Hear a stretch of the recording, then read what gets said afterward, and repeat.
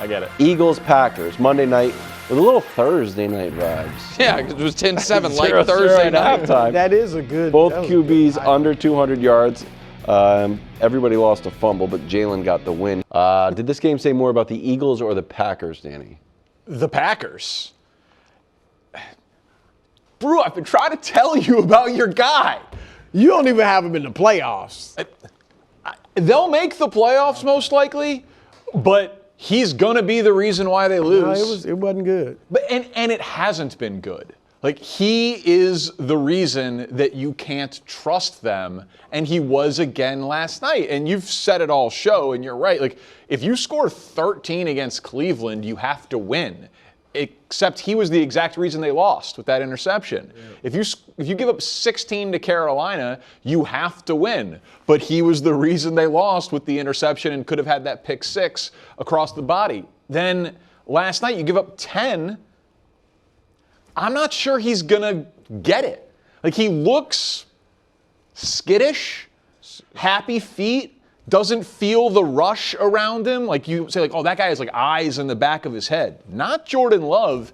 And the number discrepancy of him in the wins and the losses is just stark. Like, it is. They lose because of Jordan Love. And it is just that clear and that black and white. Scoring 10 points per game in losses is just not good enough, and they'll make the playoffs. I was wrong about that. Mm-hmm. But come wild card weekend or the divisional round, they'll lose because of him. Not necessarily, because the problem with Jordan, I agree with you, he is maddeningly, if I properly maddeningly. Yeah, you what did I say? Maddeningly inconsistent.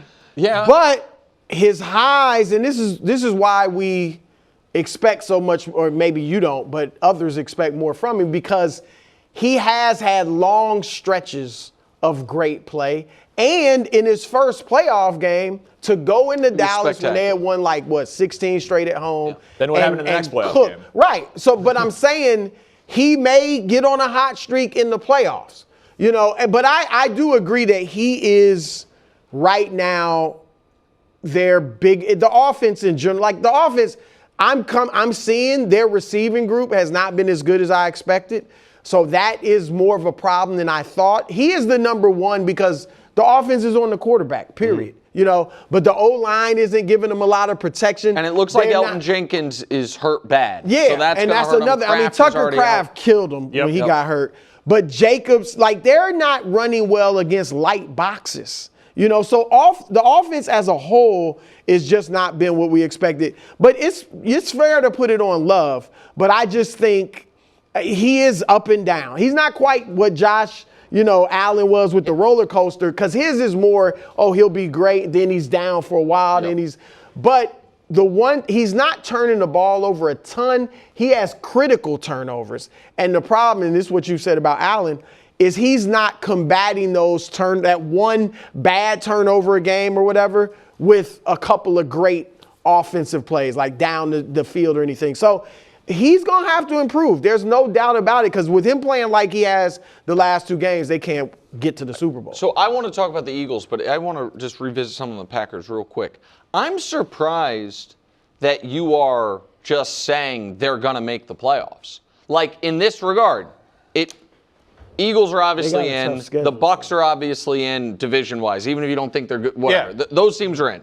We assume, all of us, I think, that Seattle and the Rams are not going to collapse, and that Detroit's not going to collapse. Yep. There's 5 in. That leaves 2 spots. There is Green Bay, there is San Francisco, and there is Chicago. Yep, and they obviously play each other twice. Right, and so one of those teams is going to be left out.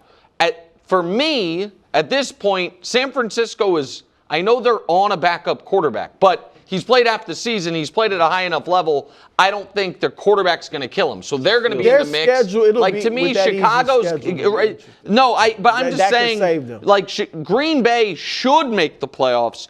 But if you lose 3 games when you allow less than 17 points, what's going to happen the game when they lose a game where the offense does perform, but the defense has a game like it has against Dallas. Like that's that game. Listen, I obviously think the Bears can beat them. They beat them in Week 18 last year. They lost to them on a blocked field goal in the middle of the season last year. So those games will be tough. NFC North games are tough. Niners offense, Niners defense, Bears offense, Bears defense, Packers offense, Packers defense. I think the best unit is the Packers defense. I agree with that. And so that's why I think they're probably safe. It's just he's got a $220 million contract. Well, that's he has to be better. Yeah, I think he's still 8th in the league in passer rating. He's 13 touchdowns, 3 picks. There's not enough touchdowns, but the ratio is pretty good. Like, I don't think he's been as bad as you've said, but I think he's had games as bad as you're saying. But overall, I think he's been fine, but he's got to be better in this game. Real quick before we move on, because we just beat up on Brew's NFC Super Bowl pick. You a little worried about your Eagles offense? You know what? Not college football. Get the win. Head back to Philadelphia. But as my 2 teams, you know what we also need to do? Tell me. I'm ready to revisit my Super Bowl pick at some point. Not yet. But my all-birds. Do we do that? Well, he wants to. I mean, here's the thing. I do think he should brew.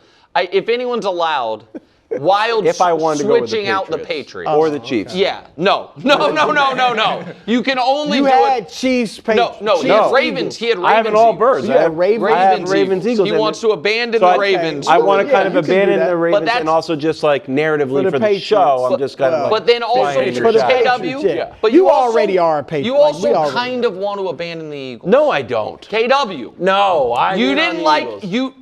You They scored 10 points. Yeah, you don't like It'd be a that. reasonable time to abandon it. The 3-and-out rate is crazy. That's not. Did you see this graphic that he put up? I saw the graphic. I mean, Gross. they Saw go the stat. 3-and-out 32% of the time. It's the most in the league. They also run the ball. This is courtesy of Greg Rosenthal on NFL Daily. They run the ball on 3rd and long a higher percentage of time than any team in the last 25 years. 3rd and long. Yeah, just give like 3rd and 12. giving up. We're not even going to try to. Oh. So we're that is giving weird. up. That's not like a get into tush push. Well, range. I mean, 3rd and long is 3rd and more than 7, so that would be pretty optimistic. Maybe that plays a small part of it. Yep. But 3rd and long, they're like, whatever, we're just going to punt. That's what teams do who have young quarterbacks and great defenses. Are like, we don't. But that's not who Jalen Hurts is. The offense is just weird.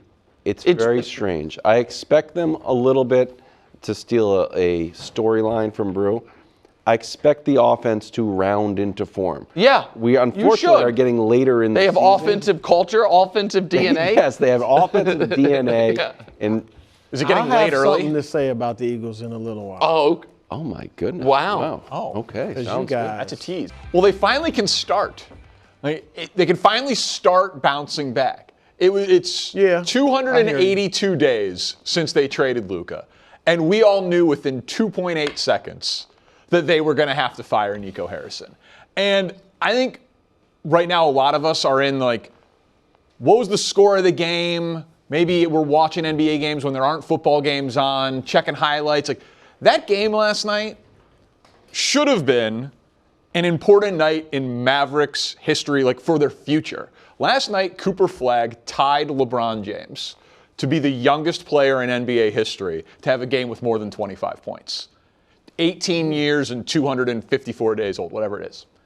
And they were So they're the same day? to the day. To the day. Well, it's a weird one. So the LeBron had. Go ahead. I'm sorry. No, but it's to the day. To the day, Wow. youngest player in NBA history to have a game where he scored more than 25, and they're chanting "Fire Nico" during the best game of Cooper Flagg's career. And Patrick Dumont, the new governor, owner, whatever they're calling him, this was mid-game. Right. He's talking to a guy in a Luka Lakers jersey. Like it's This just was probably set up too, because that kid flipped him Flipped off, him up. and it was I don't like know an if I apology. believe. I'm not sure. I think the reporting around that was a little Okay. well. light. Picture's worth 1,000 words. Like it was just it's cast a pall over everything. Like the Cooper Flagg era hasn't felt like it could really begin until they fired Nico Harrison, and now they've done that. I hear you, and I don't disagree with a lot of that. I do, and Cooper, I think, is going to be a great player. So do I. really do. I do think had he come in and just, which is unrealistic to be honest, but had he come in and just taken the league by storm and averaging 20 points right now instead of 15, maybe you would have felt this could start, it could start with Nico. But the bottom line is to move on, they need to look at trading Anthony Davis. He's played 14 of the 44 games there. See if you can find a team that's close, that feels like it's close, that AD could get us over the hump. And then I also think you probably got to look to try to trade Kyrie. Definitively. But Kyrie's going to be tough because I think he needs to somehow come back before the deadline. To prove that he's healthy. Right. And I don't know that he's going to be healthy before the deadline. So that might be more of an offseason thing. But they smartly went all in on the Luka era and then idiotically traded Luka, which is why 2027, their first-round pick goes to Charlotte. 2028, they swap with the Thunder. 2029, they swap with the Rockets. And 2030, they give their pick in 2029 to the Rockets. They don't swap. And in 2030, they swap with the Spurs. So they have to, Brew, I agree, recoup draft capital. But they also, after this, they have their own pick this year. They are not incentivized to be bad. They don't get any benefit for being bad. So they're in a very weird spot. And there was a lot of, in my opinion, idiotic conspiracies surrounding this trade. Correct. When the Occam's razor answer was Nico was just wrong. Nico didn't like him. Nico didn't believe in him. Nico got big-brained on it and, kind of hubris killed him on it. Here, this is not a conspiracy, but this is something that I think, when I look back on it, I'm like, I wonder if that's what should have happened. One of the most controversial things David Stern ever did was veto a trade. I mean, this and he was working as I understand. owner. It was different. It was different. But the commissioner of pro leagues have wide berth. You know what I mean? And if there was ever a time for someone to be like, no, you can't do that you can't do that. Or at the very least, I'm leaking your thinking about doing it and giving you more time. That's the commissioner can't. You can't stop. It would be huge overreach. I mean, and to be honest, for the betterment of the league. If I'm the league, though, the league Luka's wants him in LA now. So I mean, I'm cool with that. But you just I don't know. It feels torturous to the fan base. It just feels torturous to the fan base. There's and Luka didn't have a no trade. No, he wasn't even eligible to get one. No. You have to be in the league. Get a no trade in the NBA is very hard. You have to be in the league like 10 years. You have to be with the same team long enough. Right. Like very few guys have it. It's weird that so few people have it. Bron has it. Beal has it. Or had it. Yeah. If I was an agent, I'd get you a no trade. I should have come up with that. Adam Silver should have vetoed that trade 8 months ago. No, but it's still It absolutely did. Steelers on the outside looking in, but welcome back of course, to my Los Angeles Chargers. Now, normally, I don't want to put up a tweet with too much information, but I feel like I haven't totally sold you on just how rough a situation Justin Herbert is in. So from Daniel Popper, the beat reporter for the Chargers for The Athletic, he had less than 2.25 seconds time to throw. I can't remember what this means. I'm going to explain it to you. You can follow. You're a smart guy. Number 9. Less than 2.25 seconds to throw against Pittsburgh. Only happened 5 times this year. Look at the pressure percentages in those scenarios. Because if you're throwing in less than 2.25 seconds, I got to tell you, Danny, Herbert still was pressured 42% of the time. That's how bad the offensive line is. Okay, I got to tell you, if you thought you didn't convince me on Herbert yesterday, this stupid tweet that I don't understand that I'm reading You're not trying to understand it. I wish you only had 2.25 seconds to explain it. We should be moving on. Here's the thing, America. I knew this wasn't going to work, and I did it anyway. Okay, well, don't do that again. No, I did it anyway because that tells you how good Justin Herbert is. Number 9, the Colts. Okay. This one will be simpler. It's just counting stats, all right? Okay. Felt like we should give. This is again becoming. Can I stop down real quick? What? This is trying to become an adversarial segment. Let's just have a reset. Let's have a reset. Okay, Danny, Nick number was 9. playing Nicole. defense. I know you were starting. All right. Truce. Peace off, Greg. Counting stats. Jonathan Taylor. He's outpacing Saquon Barkley last year. All right, that's good. There we go. I get it. I understand. 11-30. That I is don't need an amazing. abacus and an eyeglass. I had him obviously on my ballot, but it felt like it felt like Saquon was like last year was just having this season like we've never seen. We talked about Saquon every week, A block story through 10 Look games. at the touchdown. Jonathan Taylor is crazy. smoking Saquon Barkley's production from last year. Number What's 8. his tackles for loss? Yeah, and well, what's his time before Yards before large contact. Great stat. You know how we know Jonathan Taylor's awesome? You put up touchdowns and yards. Yeah. You know how we know you're reaching for Justin Herbert? We got this weird 2.25 second and a pressure percentage. Sorry, Again, let's reset. Sorry, Danny. I apologize on Nick's behalf. This one should be pretty straightforward. I got no great stats for you here other than the Patriots are really good.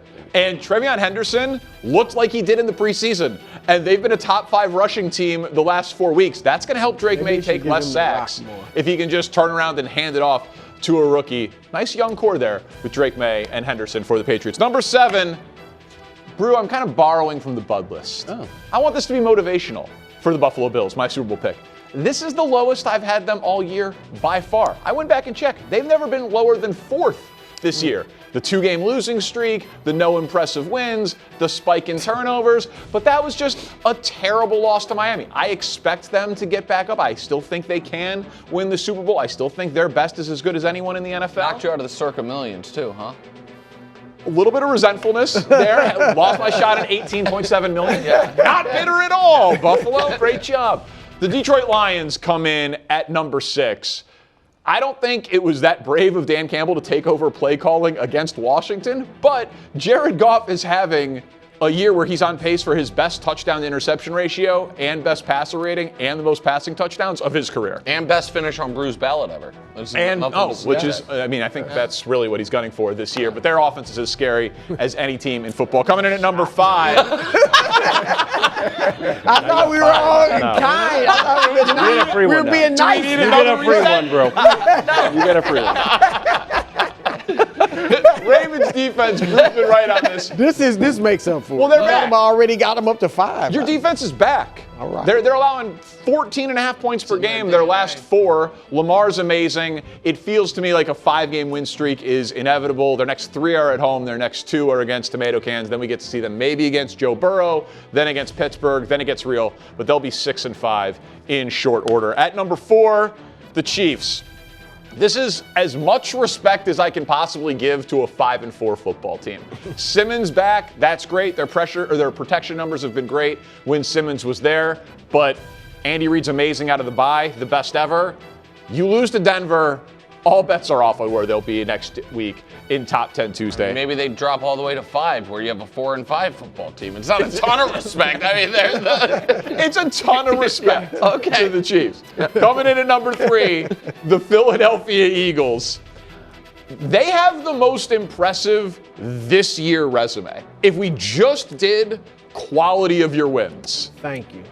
Really, I don't think they're the best team. The eye test tells me that they don't look that impressive, but it's not the standings, but if it's just who have you beaten? Oh, you beat the Bucks, and you beat the Cowboys, and you beat the Rams, and you beat the Chiefs, and you beat the Packers, and they're the defending champs. It's like, oh, their problems are probably a little overstated. Coming in at number 2, the Seattle Seahawks. And this was a fun exercise. Here's a list of things that Seattle is ranked in the top 10 this year in the NFL. It's a lot of categories on the offensive and defensive side of the ball. Don't want to put up too much information there for you. I know it can be a little bit overwhelming for you. So let's just move on real quick to the number 1 team, the Los Angeles Rams. They come in at number 1, which sets up the great meeting this week with a list of the things that the Rams are top 10 in the NFL. Wow. So winner of this game, spoiler alert for next Tuesday, gets the top spot. They've been dominant this year. I got the Eagles as the best team in the league. I mean, I know you guys didn't like what you saw last night, but that was a gutsy, gritty win, I thought. And you said it. They got the best resume. I mean, the Chiefs, the Rams, and even their strength of schedule as far as their wins is number 1 in the league as far as the teams they've beaten. So it's ugly. It's not fun to watch at times, but they have beaten the better teams than anybody in the league. Eagles point differential, though, 13th in the NFL. Yeah, it's not. It don't look great. But. Sounds a lot like the Bucs, who aren't even on the top 10. You listed the Bucs as one of the Eagles' great wins. The Bucs have beaten Seattle, who's in your top 10. I just listed it as a win. And somehow the Bucs aren't there. But and I think they're better than the Chargers. But I want to argue the Chargers are about to put up a tablet from Egypt to explain to me why I don't understand how great Justin Herbert is. I want Wilds to go. Look, I know that you're pot committed with Buffalo.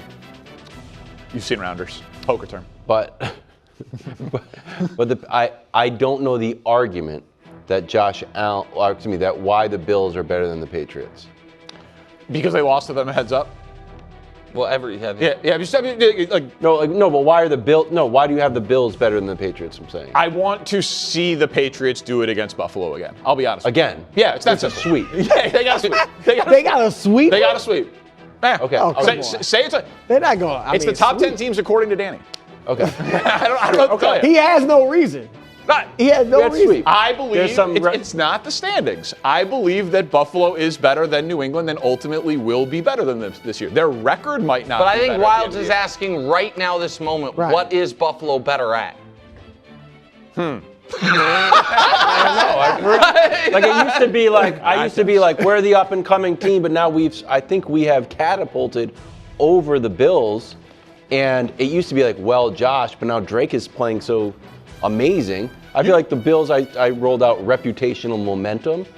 I'll buy that if that's the answer. Like, we're just, you haven't seen it in the playoffs. That's where it is. They were 1 last week. They had a terrible loss to Miami. They're 9 days removed from thoroughly beating the Chiefs. This was as low as I felt like I could drop them. What's poppin', Bears Nation? Spencer Locke, co-pilot, RC-135. Proud to serve at Offutt Air Force Base, Nebraska. Like any other good Chicago suburban, all I want for Christmas this year is some shredded cheese. Bear down, baby! Thank you, Spencer, and go Bears, and a happy Veterans Day to all who served, Danny Parkins, Coach Mangini, and Willie Colon. And gentlemen, just wanted to take an opportunity to recognize some of the veterans in our life. Wanted to give a shout out to one of my oldest friends, Sergeant First Class Martell Bowen. Marty was the first guy, one of the first people to be nice to me when I moved to a new town in 3rd grade. Still in the same friend group. Terrible fantasy football player, but a great guy. 3 deployments, Iraq, Afghanistan, and Kosovo. There he is, meeting and honoring a WW2 vet. So just wanted to say thank you, Marty, for all that you do. Coach? Yeah, I'd like to give a shout out to my dad, Carmen Mangini, who's a proud member of the Navy and served on a destroyer during the Korean War. I had a chance to go to Afghanistan on a USO trip, and I can't tell you how blown away I was by the character and the courage and the sacrifice of all the men and women that serve. So thank you. Oh man, that's awesome. Yeah, I want to shout out my big cousin. I know he's gonna pop up right there on the left there, Specialist Melvin Ware, and my awesome little cousin, Deanna Numa, who's actually the proud wife of Quincy Numa. Little tidbit for your for you there. No, thank you for your service. These two mean the world to me and everything they've been able to sacrifice, and they're happy they're home, living productive lives, and I love them dearly.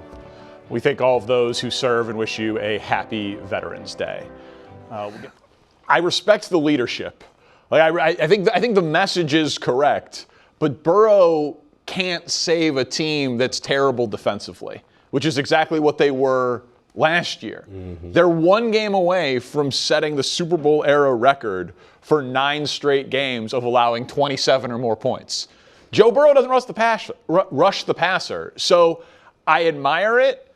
Flacco's been good. This isn't Jake Browning, so I don't think he can save the season, Coach. Yeah, he is absolutely right. The division is wide open. It's just not wide open for them. And when you look at the last 3 games, they scored 42 points, they scored 38 points, and they scored 33 points. So that's an average of 37. So what's Joe going to come back and get him another field goal, and they're going to score 40 every game? When you're scoring at that type of rate, but you're dead last in yards, you're dead last in points, you're dead last in rush yards, you're 30th in passing yards, you're 29th in sacks, and you're 25th in takeaways, it's just too hard. And you said it, Danny. Joe Flacco's been really good. They've been extremely productive, and they've still found ways to win. So it's hard to. I like his optimism too, but it seems a little misplaced. Yeah, I think we're all in the same boat, but I would ask the Bengals, do they care about their future, right? Because if you put them out there, you have a gimpy quarterback there, you're expecting to win four games in the next four, have 4 wins in the next 5 games. I mean, that's a lot. You're talking about a bad defense, a gimpy quarterback, trying to take on a Herculean effort. But the defense right now, as we all just say, can't stop a cold. I think it's impossible. So I love his optimism. I just don't see it happening. Flacco's been great. And it does beg the question of like how plug and play is that offense. Not that you would move on from Joe Burrow because he can be your answer for the next decade. Flacco is not your answer for the next decade, but just the resources that they've used on the offensive side of the ball, just completely forgetting about defense. Yeah, you would be so much more optimistic if Flacco had gone in and done poorly, and you're thinking, oh, okay, now we get Joe Burrow back and he can really utilize his weapons, but it just hasn't been the case. Or you were optimistic if the defense can step up. You know, like you mentioned, Burrow can't tackle. He can't cover. All he does is play quarterback. And when you talk the last touchdown against the Bears was just horrendous. Right, but if you're Joe Burrow, do you want to come back to that? I mean, you're putting up numbers. Well, I think he does, right? I mean, football players play.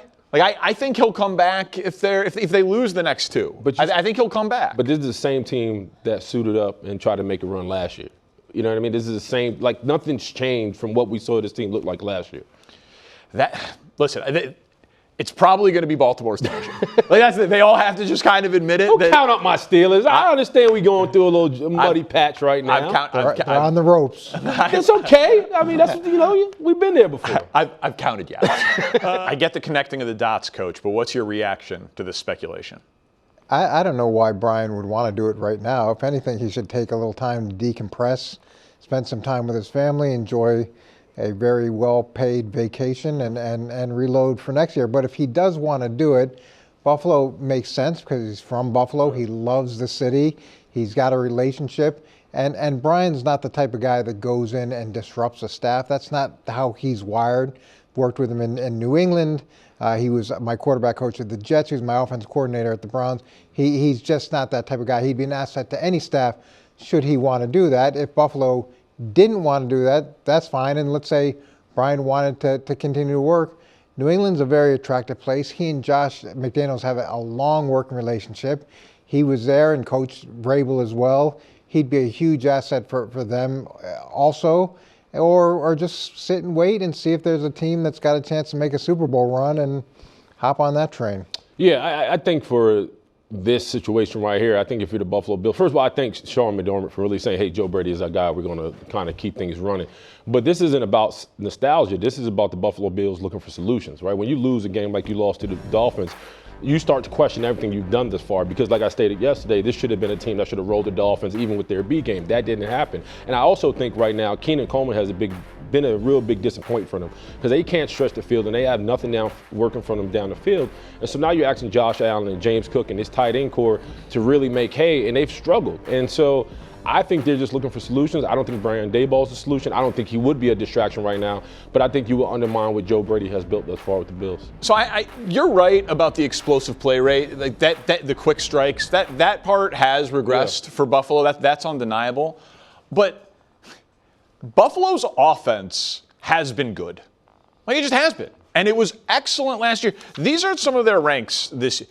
They're first in rushing, second in total yards, 5th on third down, 6th in scoring, 7th in the red zone, 9th in turnovers, 12th in passing. Like the idea that like the problem in Buffalo right now is Joe Brady and Josh Allen's offense. But it wasn't sure. Yeah. But like I'd be much more worried if I was Sean McDermott than I was Joe Brady. Like the problem is in what regard? The problem is the Bills' defense. Yeah. Their defense has been a much bigger part of their inconsistency this year than their offense. I'd say the one concern that I have is Josh Allen all we talked about last year was the fact that he was able to fix the turnover problem. And here we are this year, and it's not really a serious problem, but he's almost at the same number of turnovers at this point as he had all of last season. So I don't think that's the sole reason, but that is a cause for concern. But it's also the turnovers are happening when they need it most. That's the problem, right? Like I think he's trying his best to kind of subdue some of that, but they're happening in situational football where you got to have it, and he's fumbling the ball.